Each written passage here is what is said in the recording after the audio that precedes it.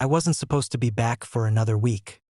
That's the only reason Karen, queen of the Driftwood HOA, felt bold enough to pull the stunt she did.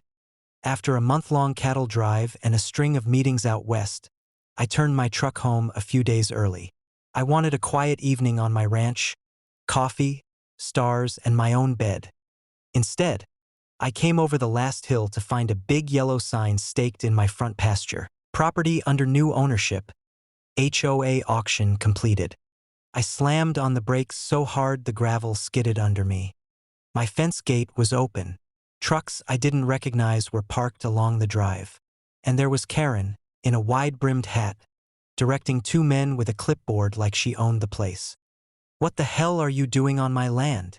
I shouted, pulling up. Karen spun around. For just a second, her face went pale. Then she put on that tight HOA smile. "This property has been auctioned," she said. "You failed to comply with the HOA guidelines for absentee owners. The board voted to take possession. You can't auction a ranch that's not even in your subdivision," I said, stepping out of my truck. "This land's been in my family since before there was a county." She pulled a piece of paper from her clipboard. "We notified you. Certified mail. Since you failed to respond, your property was sold to cover fines and assessments. You'll need to vacate." I laughed, sharp and mean. "You really think your little HOA has jurisdiction out here?" "Deputies are on their way," she said smugly. "We'll let them explain it to you." 5 minutes later, 2 county deputies rolled in. Karen rushed to them like a savior. "Officers," she cried, "remove this man. He's trespassing on HOA property." The deputies just stared at her. "Ma'am," one said, "this ranch doesn't belong to Driftwood HOA. You don't have a single legal claim to this land." "But the board voted," she said, waving her paper.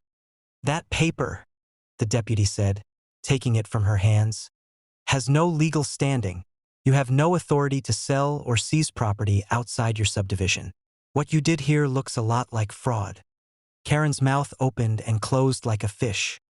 "Now pack up your trucks," the deputy said, "and if we get another call about you trespassing out here, we'll be hauling you in." I looked at the clipboard still in the deputy's hand. "I'll be keeping that as evidence." Karen tried to protest. The deputy shut her down with a single glare.